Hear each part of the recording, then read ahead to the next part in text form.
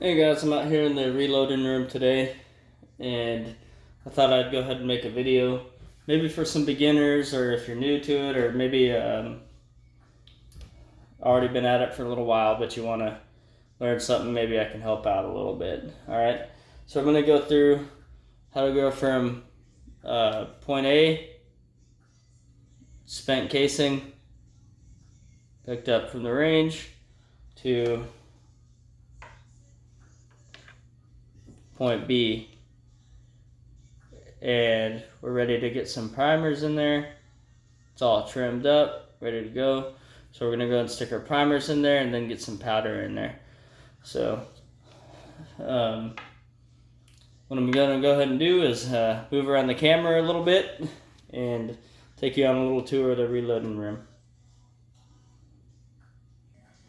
So my first step in the process after I pick it up from the range is I go ahead and sometimes if it's really bad, I'll go ahead and just wash it in a bucket with some Dawn dish soap. This brass right here has already been washed with Dawn and then decapped and annealed. I'm just waiting to trim it and put it in the tumbler. But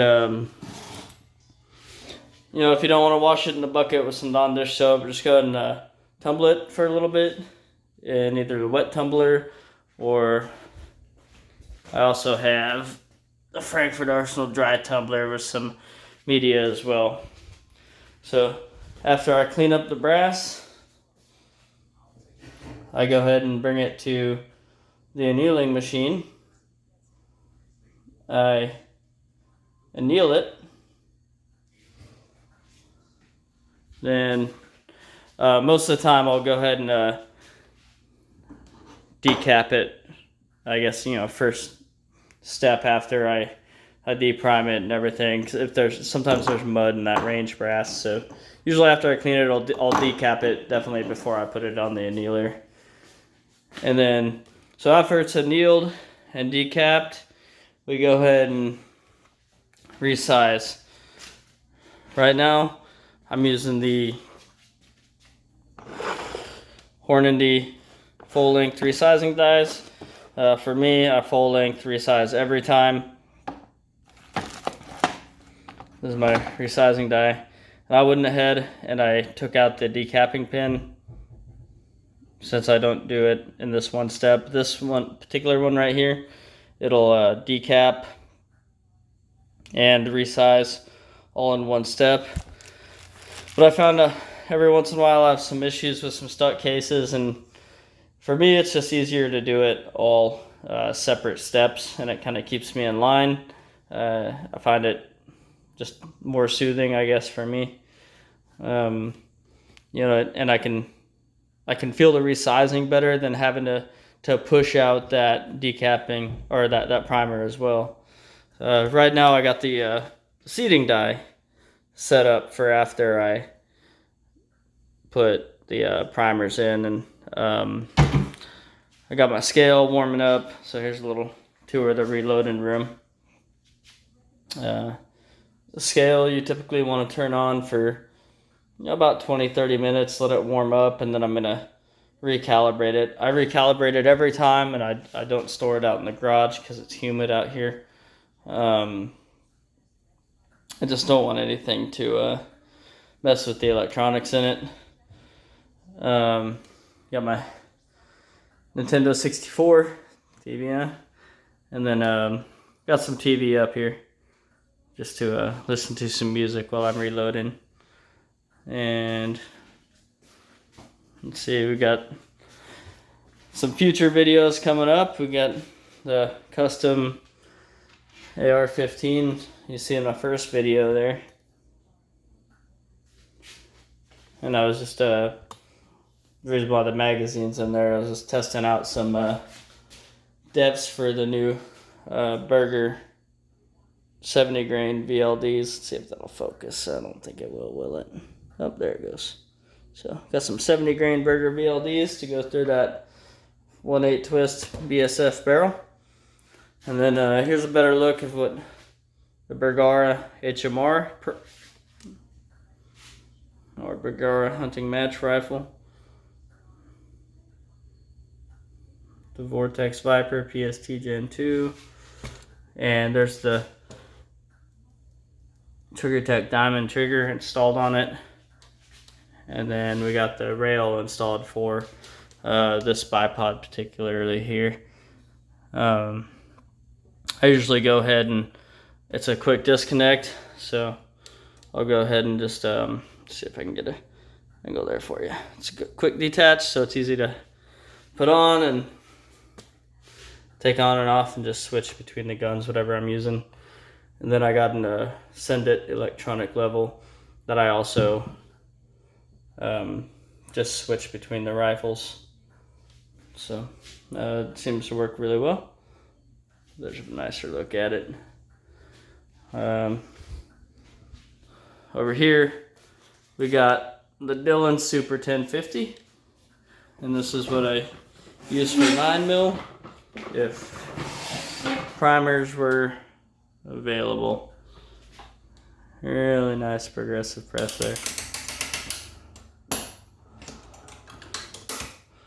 There's too much to do 9mm on a single stage, at least for me. So there we go. We got the deer head up there. I accidentally dropped it while I was hanging up some pictures in the house, and a nice big old muley buck from Montana. So you see one of my little PSA projects going on here for a friend. I'm waiting for him to get me gas tubes so I can put on his hand guards and gas tube and new gas block for him. So and there it is. We got the cleaning workshop, the decapping and seating stage over here, and then we got all the electronic stuff over here. All right, we got the TV. Dang, YouTube always has ads, right? You go ahead and skip it out. So, all right. Well, let's go ahead and get back to some priming.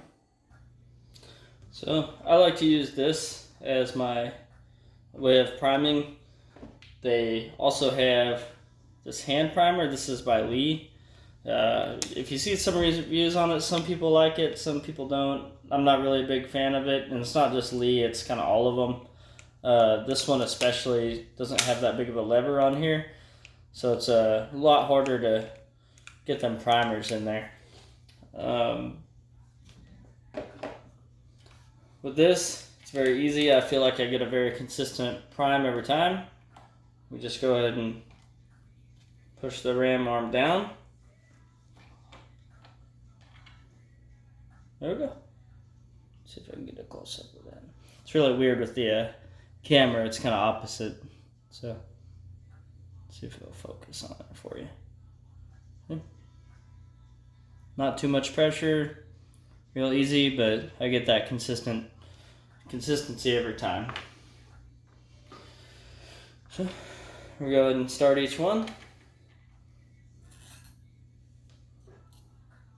Using CCI. Small rifle primers.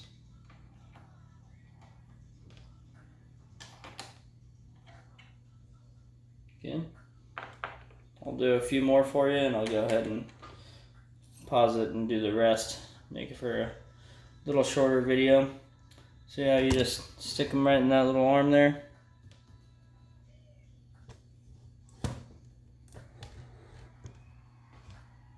Bring the ram back down. Nice and easy. I'm using Lake City brass.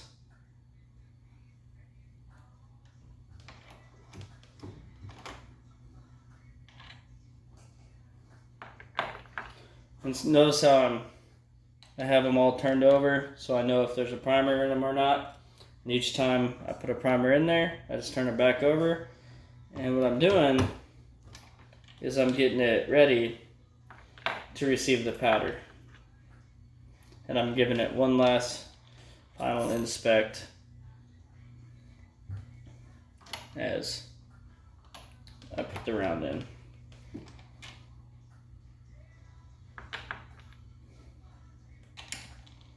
But today we'll go ahead and make 50 rounds. I'm going to start out with 23 grains of Varget. And please, if you are doing this, don't use my recipe. Each gun, each rifle is different. Each casing is different. So, I suggest that you do your own load workup before you start this up, okay? So, what I'm gonna do is make 5 of each powder charge. I'm gonna find, once I go out and start shooting, I'm gonna find which powder charge is most consistent.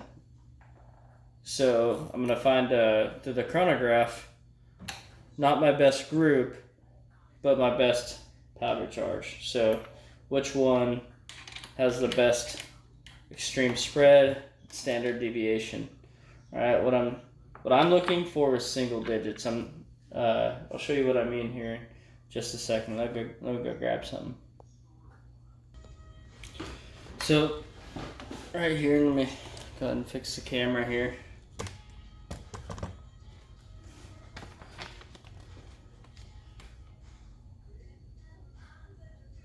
Right here is 44.6 grains of Varget out of the 308 rifle. All right, and that's my powder charge, 44.6 grains. And you might think that this is easily the charge we're gonna go with, right? Let's 5-shot group at 100 yards. This is my 44.8 grains, right? Or powder charge. What I'm gonna do is I'm gonna go with the 44.8 and I'm gonna adjust my seating depth. All right, so that's what I was initially gonna do today, and then I kind of destroyed some of my brass. Now I'm upset, so I'm just gonna work up a powder charge for the 223. So what we're looking at is we got an extreme spread of 30 feet per second and a standard deviation of 14 feet per, all right, so that's double digits. That's not consistent enough for what the precision that we want. So this is why you want a chronograph, because this took me 5, 10, 30 rounds to figure out here. So I'm gonna go with the 44.8, and I'm gonna find the max length of my cartridge, like how far can I have the projectile sitting out of the casing, and just barely off the lands. All right, but what I'm gonna do is back off 10 thousandths off the land, and I'm gonna start making powder charges with 44.8 and bringing it back down to SAAMI specs and find the node of accuracy in the seating depth. So now I'll have a consistent seating depth node with a consistent powder charge node, and then I'm bringing together all my points of accuracy. And after that, I'm gonna go ahead and look into neck tension. All right. So I'm getting closer to having these all primed, and I thought I would tell you the story of what happened to my brass today and why I moved to 223 instead of doing my 308 seating depth video and building the ammunition for that. Today is the first time I've ever used a bushing die. I have the set of Whiddon 308 bushing dies, and when I ordered the bushing, well, I must have measured it wrong, and I got not enough neck tension on my neck, and all the bullets that I did today must have been about 400 casings. All of them are sized with not enough neck tension to hold the bullet in the case. So after finding that out today, is kind of miserable, but I just ordered the bushings, and I guess I'll go ahead and wait, or I'll use my Hornady die set and do the seating depth, and then get the lid and dies and do the neck tension after I find my seating depth node. But something I didn't know about wet tumbling, because I'm not that versed in wet tumbling either. It's a fairly new piece of equipment to me. I think I tumbled a little too long, or used one of the cleaning packs, and I turned my brass gray.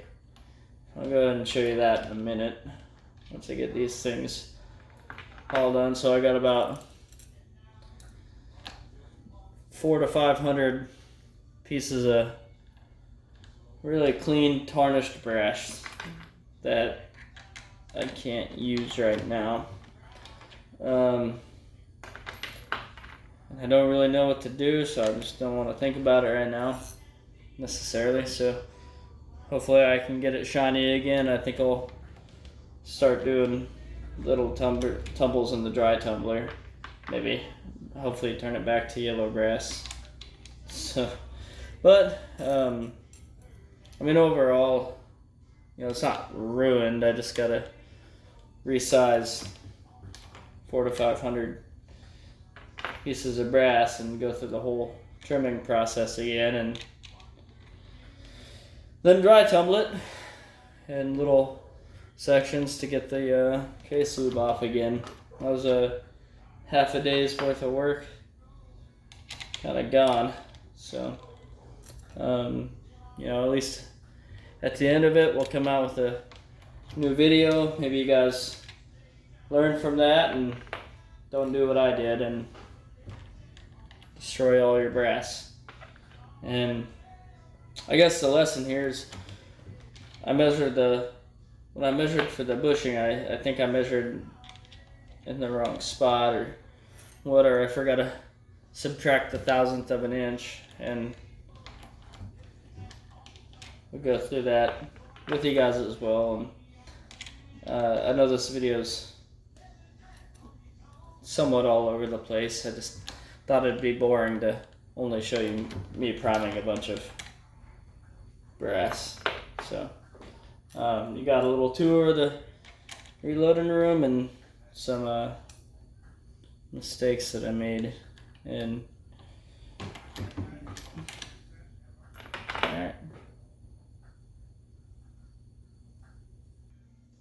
Alright guys, what I have here is the RCBS Chargemaster. You just seen that a second ago. What I'm going to do is 5 rounds. I'm going to start out this first row, load the bullets because I get confused pretty easily. I got a pretty terrible memory. And then I'm going to put the powder in, seed the bullets, and then I'm just going to keep going down the line and do all the next rows, okay? The Chargemaster is wonderful. One thing you might run into though, we'll see if we run into it, is every once in a while it dumps a little bit too much powder in and it overcharges. Because if it undercharges, you can just hit the trickle button right here and put what you need in. They make inserts for it though to kind of prevent it from overcharging. Usually I have really good luck with this thing. So all you do after you calibrate it, I already calibrated it, is punch in what we want. In this case, we want 23 grains. Cool. So go ahead, enter, and dispense. And you'll see why I like this so much rather than doing the regular old digital scale and sticking a powder scoop in there with the powder trickler, and it takes so long compared to this. So as you can see, it stopped about 22.7, and then it automatically trickled it on its own to 23 grains. And we wait a second, it tells me it's stable. All we do, just go ahead and make sure you have the funnel here. Move on to the next one. It'll zero out.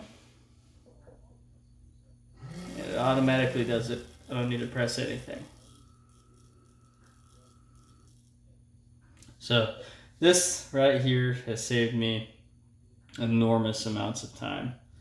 One thing to say about this particular machine is if it starts to get kind of lower, then it'll provide you less accurate charges, and you'll kind of have to fiddle around with it, either trickle it in the rest of the way, or you'll have to scoop some out and then trickle it back in order to get the proper weight in there. So what I do is I fill it up to about here, and that's more than enough to kind of keep the same pressure or whatever. I don't really know why it does that, but it does it. So make sure it's got a little extra powder in there than you're going to use, and you should be fine. You see, the reason why I tap it like that is because sometimes all that powder won't fall in. I tap it to kind of get it from around the edges all into the casing. I've done that before where I've lifted up the funnel and half of it's came out. And some of you guys probably noticed this little thing swinging. It's supposed to be wind resistance or anything like that, but for right now, I think we'll be okay. So, you can see it. We got a little bit of an overcharge there. So, what I'm going to do, for me, I'm going to dump it all back in there. I'm going to let it recharge again.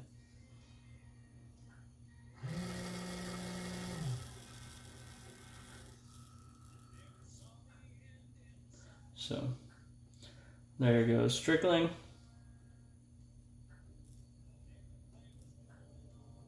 And we're waiting. And we're stable.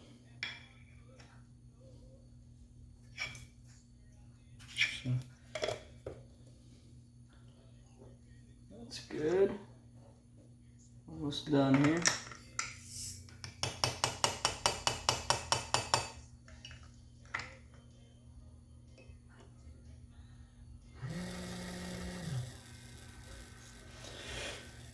So I suppose this is the easiest step in the process. Once we start putting powder in and seating the bullets, that's the fun part. Prepping these thousands of pieces of brass has been quite the task for me. I think I'm about 1,000 down so far, and it's a lot of work, but in the end, it's I like having all this prep brass, and then I can go through and do the fun part of reloading instead of brass prep. Brass prep to me is just kind of became a big chore, and I'm tired of it. I want to go out and shoot the bullets, right? Doesn't everybody? Oh, got a little piece of powder on there.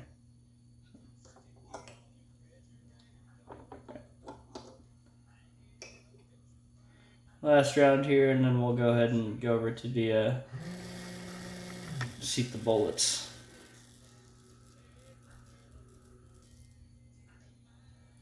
Alright, good stuff. Alright, so we're over here. I got my dial set up, and actually use my dummy round right here. I go ahead and write on it. It's the one without the primer in it. And got my 70 grain Berger VLD on there. Let's see if it's a little more focused. So what I do is I just write it on with a Sharpie, and I write the measurement on there so I don't forget. This particular case, 1.8365, the case overall length. What I'm doing there is I'm measuring the case to O-drive length. Okay, so I have one of these Hornady comparators, and go to sit out. We zero it out. And this is much more accurate than doing the base to the tip of it, because sometimes the tips can be a little bit marred up. They can be a little bit different. So what we see there is we got 1.8370. And if you were to measure that to the tip, it's basically magazine length. So it's a 2.25 to 2.26 inches, somewhere right around there. Basically SAMI spec, max mag length. What I do is I back it off just a little bit, just in case there's any variation in the tips. That way it can still feed correctly into the rifle. So we did our first 2 rounds, and we just want to be within a thousandth of an inch there. All right, you'll see we're pretty consistent, really close. So 1.8365, and we're 1.8375, and I kind of attribute that to this one having the primer in it. Now, if you're a little bit off, one thing I was doing as kind of a new reloader was I was readjusting. Every time I was adjusting the seating depth to try to get as close as possible, and all I was doing was adjusting the seating depth of every bullet and not getting consistency. I know, crazy, right? I guess I'm not the only one to do that. So what I do is I've got it pretty consistent here. This one was good. See how it's a little bit hard to get this nice and flat on there, but we're the exact same right here, 1.8375 inches. Okay, we're all within a thousandth of an inch here, and this one's just a little bit shorter than the max mag length. So right here we're getting exactly where we want. Okay, so another thing that I've made a mistake of is getting the 80 grain burgers for the semi-automatic or AR-15 platform rifle. What happens is when you have that magazine length is it won't feed because they're too long, right? No, even if you have the the 1.7 twist barrel that can handle the 80 grain burgers, it's not going to feed through your rifle because of the length that they're supposed to be set at. So it's really a lot better to go ahead and just stick with 75 grains or below for the AR-15 platform, unless you're going to go to a bolt action. That way you can single feed it or have the custom made action to accept those types of bullets. So